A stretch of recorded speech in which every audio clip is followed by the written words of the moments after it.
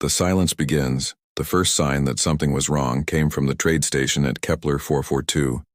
Administrator Vornth had been reviewing shipping manifests when the human liaison, Sarah Chen, failed to appear for their morning briefing. This wasn't unusual. Humans were notorious for their flexible relationship with punctuality, but what followed was, every communication channel to the human quarter went dark. Not offline, not busy, just silent. Vornth's 4 eyes blinked in sequence as he tried the emergency frequencies. Nothing. He dispatched security drones. They found the human residential section exactly as it had been. Coffee still warm in mugs, workstations active, doors unlocked. But every human being had vanished. Within the hour, reports flooded in from across the station. The human mechanics in Base 7, the agricultural specialists in the hydroponics dome, the children in the multi-species school, gone. All of them, simultaneously. Vornth's hands trembled as he sent the first alert to the Galactic Council. He marked it Priority 1, then changed it to Priority 0, a designation unused for 3,000 years. By the time the Council convened 6 hours later, the scope of the disappearance had become clear. It was total. The Council chamber hung in the void between stars, a crystalline sphere where light bent through impossible angles and time moved at the whim of those who gathered there. Today that gathering was tense. 73 colony worlds, reported Envoy Kreshtar, her scales rippling with agitation. 412 orbital habitats, 6,218 registered vessels. Silent, all of them. Elder Kumoth, whose species had witnessed the birth and death of civilizations for 40 million years, spoke in harmonics that translated to profound unease. In my memory, and I remember the fall of the architects, no species has ever achieved synchronized disappearance on this scale. Not through war, not through plague, not through any natural phenomenon. Perhaps it wasn't natural, suggested Representative Thel, the Vryn observer whose species prided themselves on cold logic. Humanity was reckless. They pushed too hard, asked too many questions, interfered with too many ancient sites. Perhaps they awakened something. Or perhaps something took them, whispered Ambassador Yiseth, whose people had been humanity's first contact and closest allies. Her bioluminescent markings flickered with genuine grief. They were our friends. Loud yes. Impulsive certainly, but good. Whatever happened, we must investigate. Kumoth interrupted, his ancient voice carrying the weight of decision. Form expeditionary teams. Send them to the nearest human worlds. We need answers. But even as the Council made its plans, a transmission began to filter through the galactic network. Not a distress call. Not an explanation. Just a recording, time-stamped 6 hours and 17 minutes before the first disappearance. It was Sarah Chen, the liaison from Kepler 442, speaking directly to a camera with unnervingly calm eyes. To our friends in the Galactic Council, you've often asked us to be quieter, to stop pushing, to accept that some boundaries exist for a reason. We heard you. We understood. And we've made a choice. She paused, and behind her, other humans moved with purposeful efficiency, packing, organizing, dismantling equipment with the precision of a well-rehearsed operation. For 3 years we've been detecting something, a signal from beyond the galactic rim. Not communication, it's too vast, too old for that. It's a presence, the kind that makes your species' deepest instincts scream hide. Sarah's expression hardened. You told us to stop investigating, to leave the ancient sites alone, to respect the silence that came before, but that's not who we are. We're the species that looked at the ocean and built boats, that looked at the sky and built rockets, that looked at impossible odds and said, watch us. She leaned closer to the camera. So here's what's happening. Humanity is going dark. Not running, not hiding, preparing. We've built something beneath your notice, literally beneath it in places you never thought to look. And when what's coming arrives, the transmission flickered as if something massive was interfering with the signal. You'll understand why we're the youngest species at your table. Because the old ones, they learned to be afraid. We never did. The recording ended with Sarah Chen offering one final enigmatic smile. Don't worry about us. Worry about what happens when the stars stop holding their breath. In the days that followed, the expeditionary teams discovered the truth of her words. On Europa Station, investigators found an entire residential tower that proved to be a facade. Behind it, elevator shafts descending 17 miles into the moon's icy crust.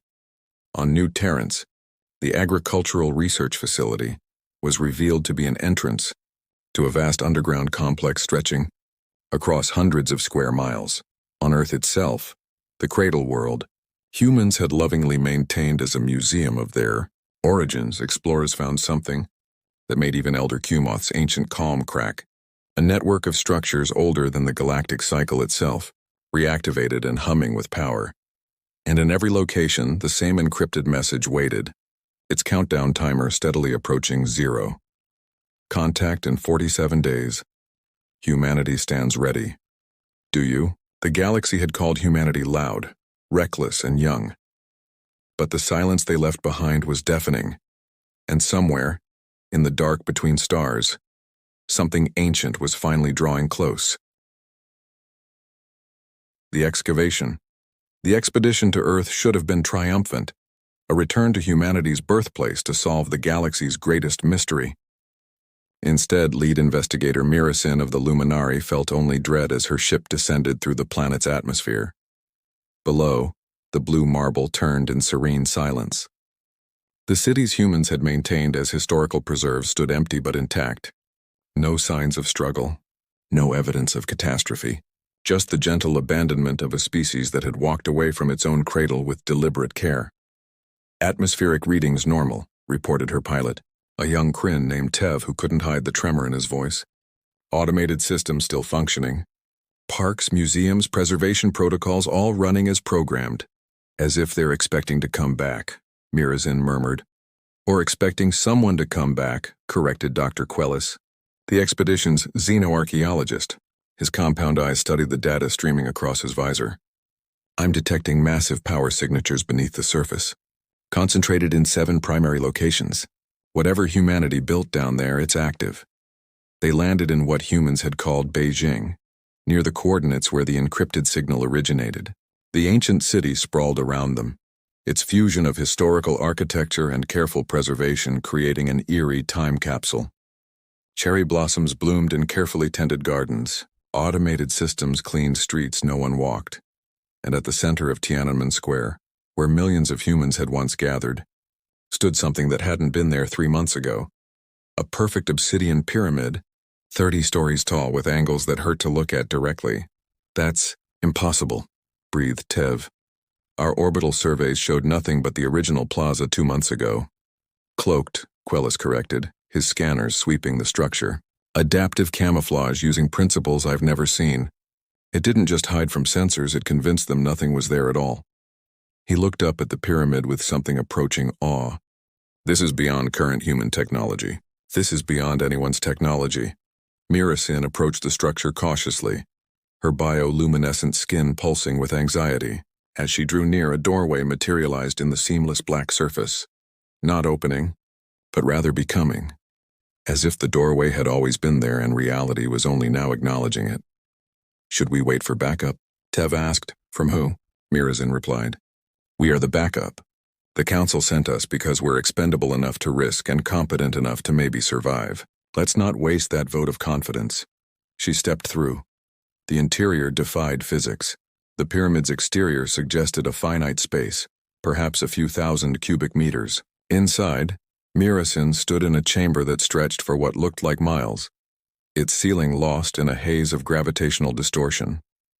Platforms floated at impossible angles, corridors bent in directions that shouldn't exist, and everywhere, holographic displays flickered with data in dozens of languages, most human, but some in scripts that predated the current galactic cycle. They built a pocket dimension, Quellis whispered, his voice carrying inappropriate glee. Those mad, brilliant apes built an actual stable pocket dimension. Do you know how many species have tried and failed to do this? The architects came close 15 million years ago, and tore apart 3 star systems in the process. A hologram materialized before them, not a human, but an AI construct with Sarah Chen's face, wearing an expression of professional courtesy. Welcome, Galactic Council Expedition Team Theta 7, it said, its voice perfectly mimicking human warmth while being utterly devoid of it. Administrator Chen anticipated your arrival. I am Guardian 7, one of 17 autonomous defense coordinators left to facilitate your Education. Education? Mirasin asked. Humanity's departure left questions. We are authorized to provide answers. The hologram gestured and a massive display illuminated behind it. A star map of the galaxy and the void beyond. 3 years, 4 months, and 6 days ago. The Deep Space Monitoring Station Jericho detected an anomaly approaching from extragalactic space. The display zoomed outward, past the galactic rim, into the vast darkness between galaxies. There, barely visible, something moved, a distortion in space-time itself, massive beyond comprehension. Initial analysis suggested a rogue stellar phenomenon. Further investigation revealed something far more concerning. The display shifted, showing waveform analyses, gravitational readings, and data that made Mirasin's specialized training in xenophenomena feel woefully inadequate. This entity, if that term even applies, operates on principles that predate current physical laws. It's not traveling through space. It's rewriting space as it moves. Tev's voice was barely a whisper. How big is it? Current projections suggest a mass equivalent to 400,000 Sol-class stars, compressed into an area approximately the size of your Jupiter. But mass is the wrong metric. This entity exists partially outside conventional spacetime. Where it passes, the underlying structure of reality becomes negotiable. Quellis stumbled backward, his breathing rapid. The architects, the progenitors, the silent scholars, all the ancient species that just vanished from the galactic record. This is what they ran from. Partially correct, Guardian 7 confirmed. Humanity accessed restricted archaeological sites across 47 worlds, yes, in violation of Council treaties, and discovered a pattern. Every 73 million years, this entity completes a circuit of the local galactic cluster. Species that fight it are consumed. Species that hide from it are overlooked but fundamentally changed. They become cautious, conservative. They stop innovating, stop expanding, stop pushing. The hologram's expression shifted to something that might have been pride on a real human face. Humanity examined these options and chose a third path: preparation. The display changed, showing the network of underground facilities spreading across human space like a vast neural network. For 3 years, humanity has devoted every resource to a single project. We called it Promethean Dawn, a distributed defense network spanning our entire sphere of influence. Powered by principles reverse-engineered from architect ruins and integrated with captured void energy from the edge of space-time itself. Mirasin felt her legs weaken. You're going to fight it. We're going to make it notice us, Guardian 7 corrected. And in noticing us, we hope to learn how to communicate with it. Or failing that, the hologram's smile became something sharp and decidedly human.